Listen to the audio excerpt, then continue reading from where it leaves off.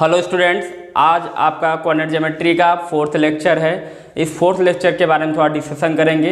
आप सुनिए थोड़ा सा। मैं लास्ट लेक्चर में मैंने आपको सब बताया था ट्रायंगल के बारे में। आज उसी ट्रायंगल के बारे में थोड़ा सा और एक्सप्लेन करते हैं। आप समझिए ध्यान से।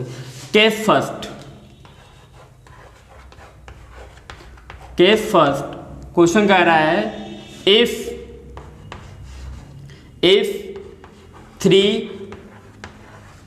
3 points are given। Okay, case first कर रहा है इफ 3 points are given। तो उस केस में करेंगे क्या? अगर आपसे 3 पॉइंट्स दिया हुआ है तो इससे आपको ये पता चलता है कि सर 3 पॉइंट दिया हुआ है तो 3 पॉइंट के 2 केस। कितने केस होंगे? 2 केस। फर्स्ट, या तो ट्रायंगल बनेगा। क्या बनेगा? ट्रायंगल बनेगा। या दूसरा क्या बनेगा? लाइन। लाइन की बात करें तो उसको हम आपको एक वर्ड में बस इसको लाइन ना बोल के हम इसको क्या बोलेंगे? कोलिनियर बोलते हैं। कोलिनियर होता है। ओके, अगर हम ट्रायंगल की बात करें तो या तो पॉइंट ए बी सी इस टाइप का होगा। क्लियर है? A B C. या कोलिनियर की बात करें तो ये पॉइंट या तो लाइन ऐसे line A B C. Clear है? तो ये आपको समझ में आ गया कोलिनियर क्या है और ट्रायंगल क्या है। अगर 3 पॉइंट्स गिवन है तो या तो ट्रायंगल बनेगा या तो क्या बनेगा? कोलिनियर होगा। कोलिनियर होगा या लाइन होगा। अगर मैं बात करूं इस ट्रायंगल के बारे में तो ट्रायंगल के 4 टाइप्स मैंने पढ़ाया था। Equilateral triangle, right angle triangle, isosceles, sklearn. आपको 4 टाइप पढ़ाया था। इसके बारे में मैंने डिस्कशन कर चुका हूं। ओके, अगर आपसे कोई पूछता कोलिनियर कैसे चेक करेंगे, ट्रायंगल कैसे चेक करेंगे आपको। अच्छा, एक चीज़ और है आपको बता दूं, ट्रायंगल चेक करने का एक ही तरीका है कि A B plus B C का साइड तीसरे से हमेशा क्या होना चाहिए? इन दोनों का सम तीसरे से बड़ा होना चाहिए। और कोलिनियर के लिए क्या करते हैं? 2 साइड का सम क्या होना चाहिए? इक्वल होना चाहिए किसके? AC से। आपने इसमें क्या है? 2 साइड का सम तीसरे से बड़ा होना चाहिए, जबकि इसमें क्या है? 2 साइड का सम तीसरे से इक्वल है। ये चीज याद रखना। 2 साइड का सम करने पर अगर तीसरे के इक्वल आता है तो वो ट्रायंगल नहीं बनेगा। 2 साइड का सम करने पे यदि तीसरे से इक्वल आता है तो ट्रायंगल नहीं, वो क्या बनेगा? कोलिनियर बनेगा। अगर 2 साइड का सम तीसरे से बड़ा आता है तो क्या बनेगा? ट्रायंगल बनेगा। ओके, ये चीज आपको समझ में आ गया। और मैं ट्रायंगल में कैसे क्या बता रहा था उसके बारे में आपको क्लियर है। ओके, अब बात करते हैं। ये तो मैंने बता दिया कि अगर 3 points are given then collinear. अच्छा, एक चीज है, इसकी एरिया होगी। इसकी एरिया होगी नहीं, इसकी एरिया कुछ बनेगा, बट इसकी एरिया क्या होगा? 0 होता है। एक चीज और बता दे, कोलिनियर चेक करने का एक तरीका और है। एरिया इसका क्या हो जाएगा? 0 भी होता है। अगर लाइन है तो इस लाइन का एरिया क्या होगा? 0 हो जाएगा। इसकी एरिया तो होता ही है। क्लियर है नहीं क्लियर? ये तो इसका एरिया है ना, ये चीज इसकी क्या है? एरिया है। बट इसकी एरिया कहाँ पर है? एरिया किसके लिए निकलते हैं? क्लोज फिगर के लिए। ये ओपन फिगर है, दैट इज लाइन है। ये क्या है? Close figure. इसकी एरिया बनेगी। क्लियर है नहीं क्लियर है? ध्यान समझना। ये कुछ बच्चों ने रिक्वायरमेंट किया सर कि आपका क्वेश्चन नंबर 16 के बाद कुछ क्वेश्चन इस टाइप के कोलिनियर टाइप के दे दिया, बोला कि नो ट्रायंगल है। क्वेश्चन नंबर जैसे 19 था, तो उसी के बारे में मैं आपको ये थोड़ा एडवांस बता रहा हूँ। आप लोग सभी क्लास को, लेक्चर को ध्यान से समझिए। कुछ बच्चे मैं देख रहा हूँ कि क्लास लेते हैं यूट्यूब, मतलब हमारा लेक्चर ले लेते हैं और लेक्चर ओपन करके आराम से चले जाते हैं। खाना खा रहे हैं, लेक्चर चल रहा है, मम्मी पापा को पता है कि बच्चा पढ़ रहा है, इधर आप शांत होकर कुछ दूसरा कर रहे हैं। ये चीज़ नहीं करना है। आपको अपने क्लास में कंसंट्रेट होना है।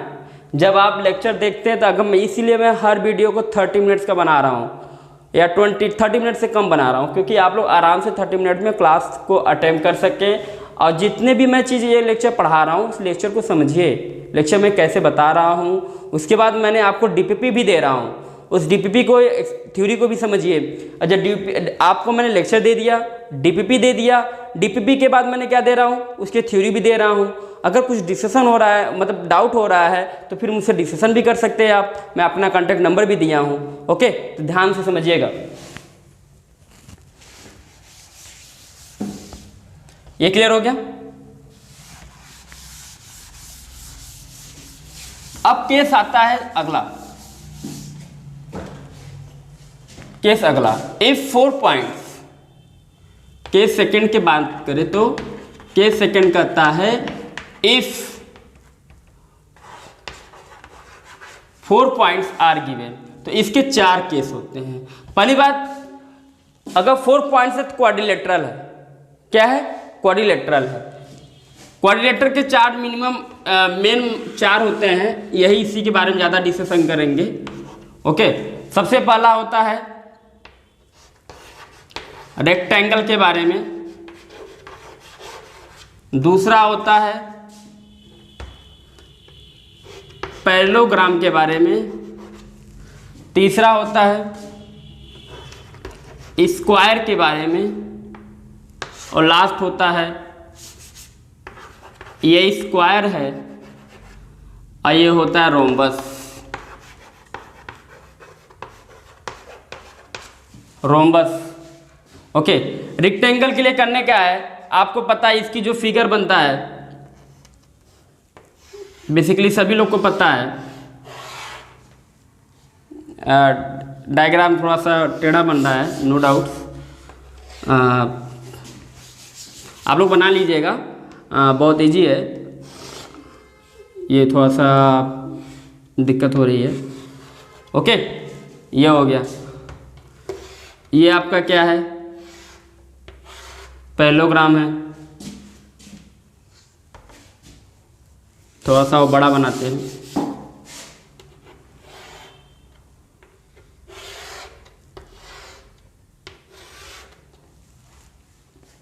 ओके, ये स्क्वायर है। बर्फी जानते हो? बर्फी, बर्फी, बर्फी कैसे होता है? ये ओहो, अगर मैं बात करूं,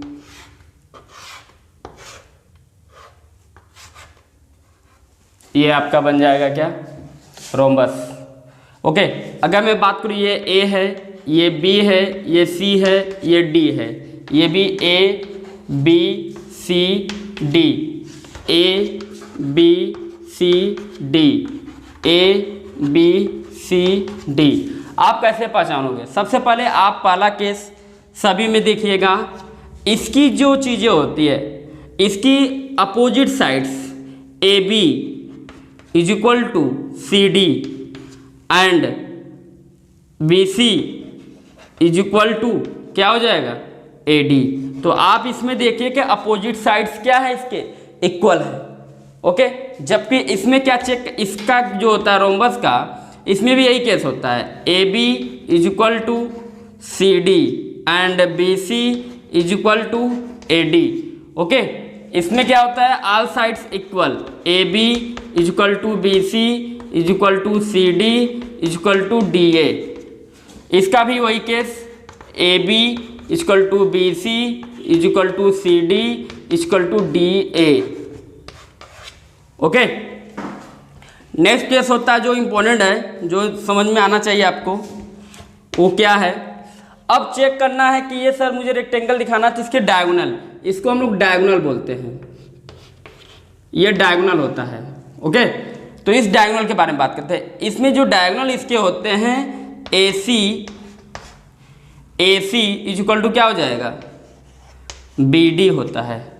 इसमें क्या होगा, A C does not equal to B D होता है। ओके, क्लियर है नहीं क्लियर है? अगर मैं बात करूं A C does not equal to B D, इसमें डायगोनल इक्वल नहीं होते हैं, ये डायगोनल इसके इक्वल है।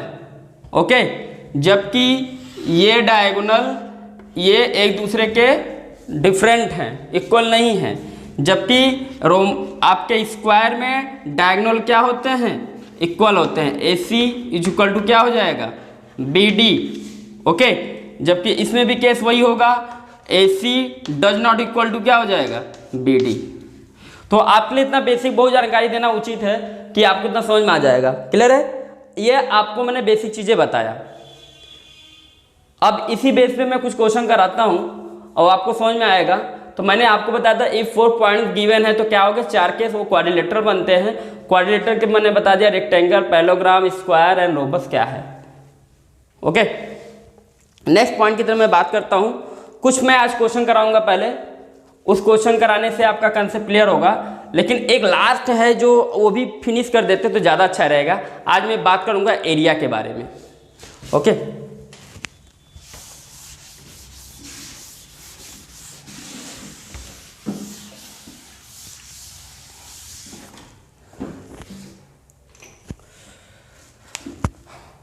एरिया हम लोग कैसे फाइंड आउट करते हैं। ओके, तो आप करेंगे क्या, इफ पहला point, if 3 points given, 3 points given, तो उस केस में करेंगे क्या, आप सबसे पहले 3 पॉइंट दिया हुआ है, ये ए है, ये बी है, ये सी है। ओके, या 3 पॉइंट्स दिया हुआ तो या तो ये बन जाएगा ए बी सी। ओके, या तो ट्रायंगल बनेगा या कोलिनियर बनेगा। तो ये क्या है हमारा, कोलिनियर है, और ये क्या है हमारा, ट्रायंगल है। ओके, तो ट्रायंगल और कोलिनियर में कंसेप्ट क्या है इसके बारे में समझते हैं। कोलिनियर के लिए आप लोग करेंगे क्या, कोलिनियर के लिए आपको सीधे सीधे पता होना चाहिए कि एरिया क्या होगा, इसका 0 होगा। ओके, एक चीज़ और बात करने जा रहा हूँ, उसके बारे में समझिएगा ध्यान से। अगर आपसे कोई एरिया पूछता है तो यार इस एरिया का जो पॉइंट्स है, उस जो एरिया निकालना है, उस एरिया के लिए उस ट्रायंगल दिया होगा, और ट्रायंगल का जो पॉइंट्स दिया हुआ है, उस पॉइंट का आपको क्या दिया होगा, कोऑर्डिनेट दिया होगा। तो इसको मैंने x1 y1 लेट कर लिया, इसको x2 y2 लेट कर लिया, इसको x3 y3 लेट कर लिया। ओके, अब आपसे एरिया पूछे तो मैं फर्स्ट मेथड बता रहा हूँ, दोनों मेथड बहुत जरूरी है क्लास 9 वालों के लिए। अगर एरिया आपसे पूछे तो आप डायरेक्ट क्या करोगे, एरिया का हम लोग ए से डिनोट करते हैं, तो हम एरिया के बारे में बात करने जा रहे हैं। अगर एरिया आपसे पूछे तो आप पहला चीज अप्लाई करते हैं, हाफ बेस इनटू क्या होता है, height, half base into height. अब मैं बात करूं बेस कौन है इसका और हाइट कौन है, ये हाफ तो है, बेस कौन है इसका, BC बेस हो गया, BC क्या हो गया, बेस। बट हाइट कौन होगा, तो आप यहां ड्रा करेंगे, ये हमारा हाइट होगा, क्या होगा, हाइट होगा।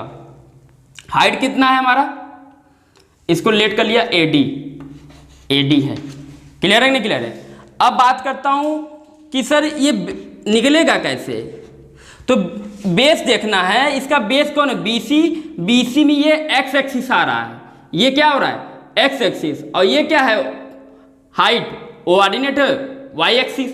तो इस दोनों का जो डिफरेंस होगा, अब शीशा देखेंगे, अब शीशा क्या है, x3 माइनस x2, तो आप यहां लिखेंगे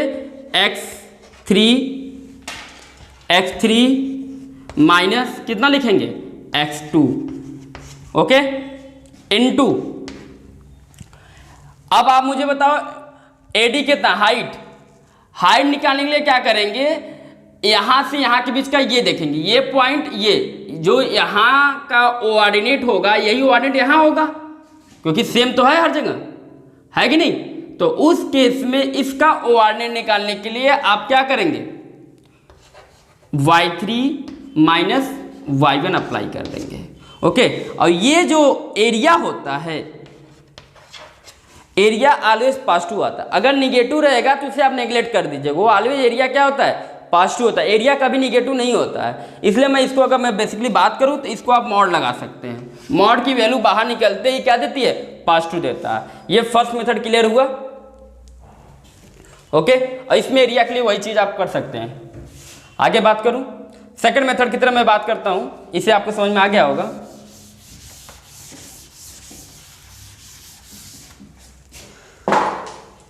सेकंड मेथड क्या है इसके बारे में समझिए। एरिया निकालने के लिए सेकंड मेथड कहता है आप डायरेक्ट अप्लाई कर दो हाफ। पहले आप मॉड में लगा लीजिए, ये मॉड होता है, मॉड में वैल्यू के हाफ लिखिए, ओके।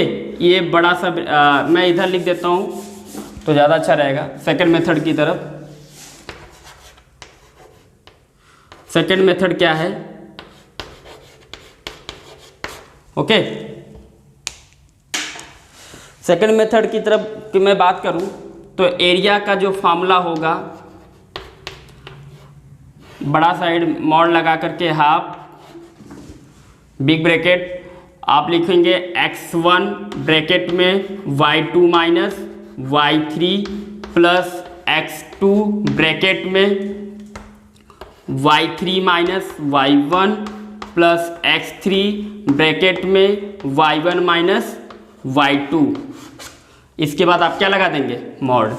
ये भी आप फॉर्मूला अप्लाई कर सकते हैं। हाफ ब्रैकेट, फिर फर्स्ट x1, इसको लेने के बाद y2 माइनस y3 करना है।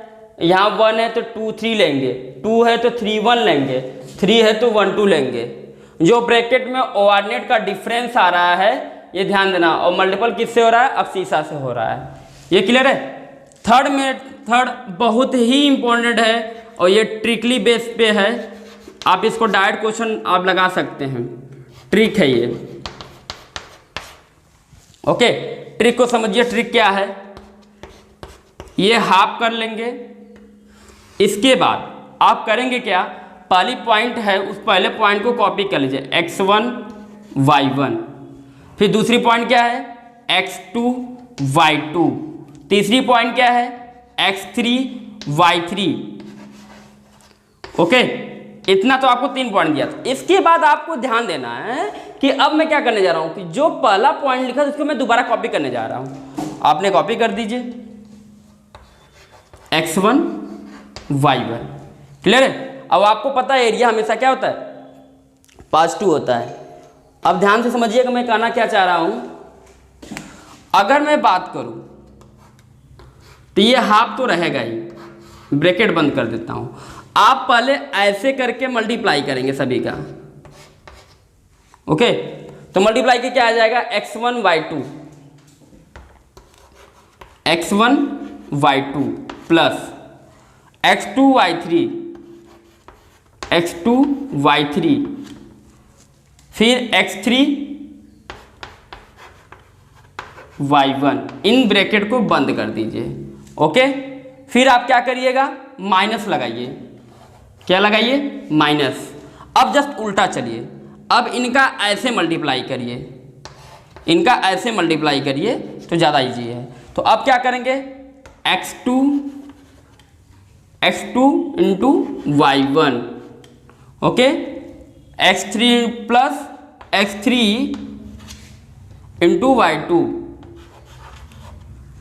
प्लस, इसके बाद आप क्या करेंगे, x1 इंटू y3। ये चीज आपको क्लियर हो रहा है, ये बहुत आसान है, क्लियर हो गया। बेसिक चीज है, कर ले जाएंगे क्वेश्चन। अगर ये 3 पॉइंट है या 4 पॉइंट है, 5 पॉइंट है, सभी के लिए अप्लाई कर सकते हैं, ओके। बहुत इजी था, मैंने आज एरिया के बारे में बता दिया। अब आपका सभी सीट्स के क्वेश्चंस लग जाएंगे, आप निश्चिंत रहिए। तो आज हम क्वेश्चन कराएंगे कि क्वेश्चन कैसे लगाया जाएगा, ओके। तो स्टार्ट करते हैं क्वेश्चन के बारे में।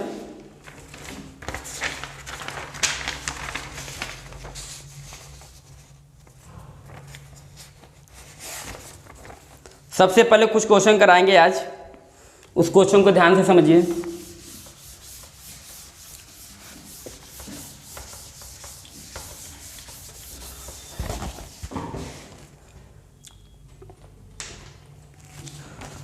क्वेश्चन है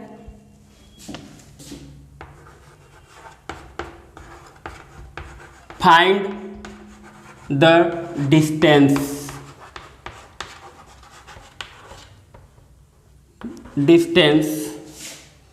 between 2 points।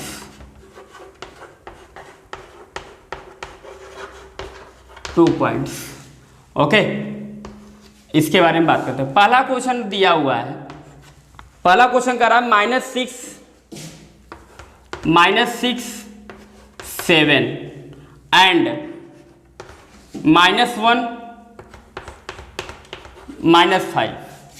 ओके, तो डिस्टेंस निकालने के लिए सबसे पहले मैंने बताया था आप तुरंत क्या करेंगे, जब इस टाइप के बोले फाइंड द डिस्टेंस 2 पॉइंट्स के बीच का, तो सबसे पहले मुझे ये आप बताओ x1 क्या है, x2 क्या है। ओके, इसके बाद मुझे आप बताओ y1 क्या है, y2 क्या है, ये बताना। x1 कितना है -6, x2 कितना है -1, y1 कितना है 7, आपके बाद बताओ y2 कितना है -5। यही मैंने बताया था आपको ना कि आप सबसे पहले आप क्या देखेंगे। मैं देखो बच्चों आप ध्यान समझिए मैं कहना क्या चाह रहा हूँ। सबसे पहले जब पॉइंट दिया रहे उस पॉइंट में x1 और x2 कॉपी कर लो, फिर y1 y2 कॉपी कर लो। इसके बाद आपको डिस्टेंस फॉर्मूला पता है कि हमको क्या चाहिए, x2 - x1 या x1 - x2 चाहिए, उसे भी फाइंड आउट कर लो। आप यहाँ निकाल लो x2 - x1, x2 कितना दिया है -1 माइनस x1 कितना दिया है -6 दिया है। ओके, इसको सॉल्व करो -1, ये माइनस क्या हो जाएंगे +6, आंसर कितना आएगा 5 आएगा। क्लियर है।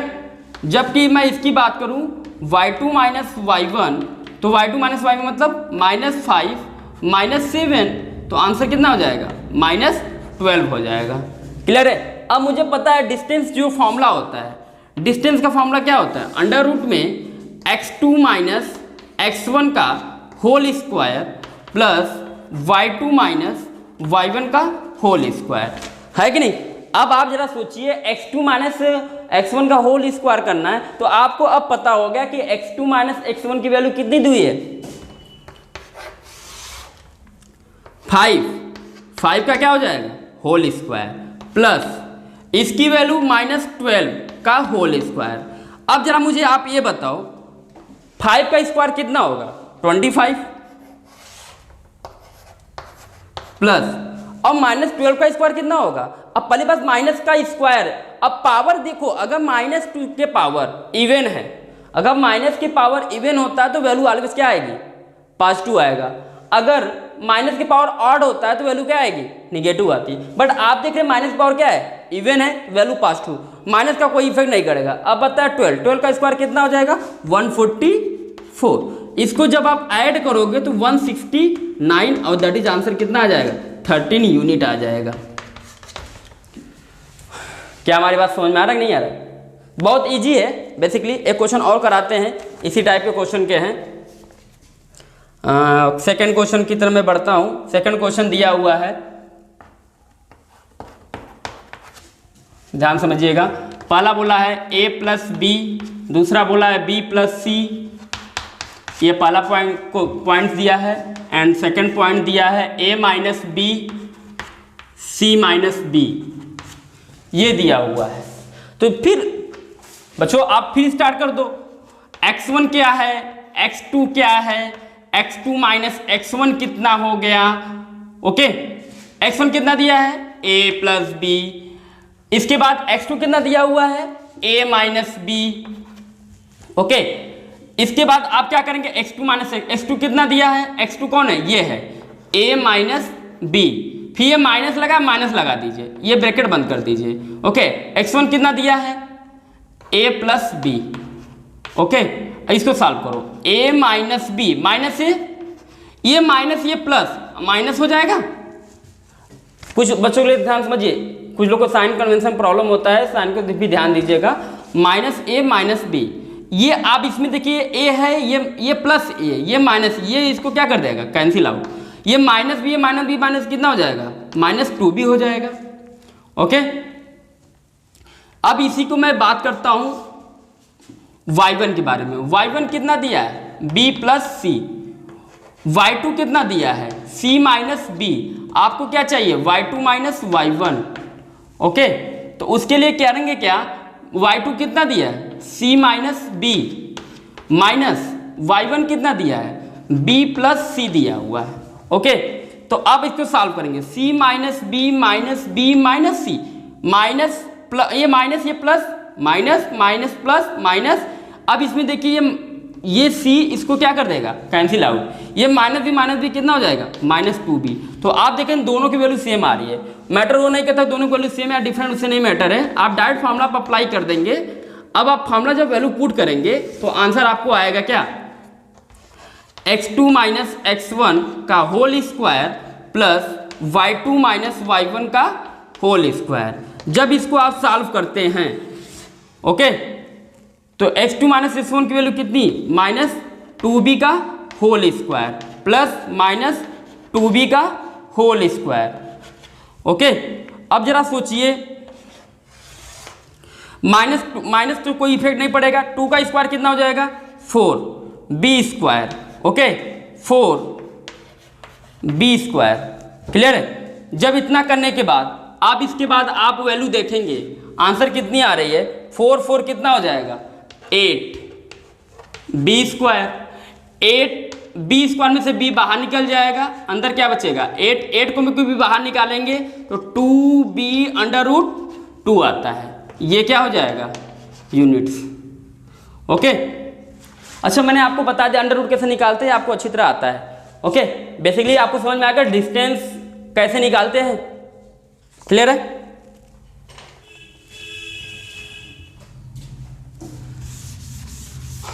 आप लोग मेहनत करिए, आप लॉकडाउन है, आप लोग घर पे बैठे हैं, आपको ऐसा गोल्डन चांस नहीं मिलेगा स्टूडेंट्स। हम आपको बार बार कहते हैं, आपको कुछ डाउट होता है तो नहीं समझ में आता है मुझसे कांटेक्ट करिए, मैं आपको बताऊंगा विथ आपको लाइव क्लास दे दूंगा डाउट के लिए, बशर्ते आप रेगुलरिटी जितने टाइम पे मैंने बोला हूँ, जितना मैं वीडियो आपको लिंक शेयर करता हूँ उसको आप सॉल्व करिए, उसको समझिए, उसको नोट्स को बनाइए। फ्रेंड आपको बता रहा हूँ ऐसा मौका दोबारा नहीं मिलेगा, नहीं तो आप स्कूल जाओगे फिर कोचिंग आओगे, फिर कहाँ टाइम मिल पाता उतना, ऐसा सुनहरा मौका नहीं मिलेगा। प्लीज़ रिक्वेस्ट है आपसे कि आप लोग डेली रूटीन बना के पढ़ाई करिए और हमसे कांटेक्ट में रहिएगा। ओके, और ध्यान से समझिएगा कि अगर नहीं समझ में आता है तो जैसे मैं कुछ बच्चों से भी पूछ रहा था कि बेटा ये क्वेश्चन नंबर बताओ, तो क्वेश्चन नंबर बोला कि हाँ सर कौन सा आंसर ही नहीं दे रहा है, वो जाके नीचे देख रहा आंसर चीट करके बोला सर -5 मैंने पूछा -5 कैसे हुआ, तो चुप हो जा रहा है। तो ऐसे स्टूडेंट से मैं उम्मीद नहीं करता हूँ कि ऐसा नेक्स्ट टाइम करेंगे। आप लोग ध्यान से समझिए, नहीं हो पाता है तो बोलिए सर नहीं समझ में आ रहा है, तो मैं दोबारा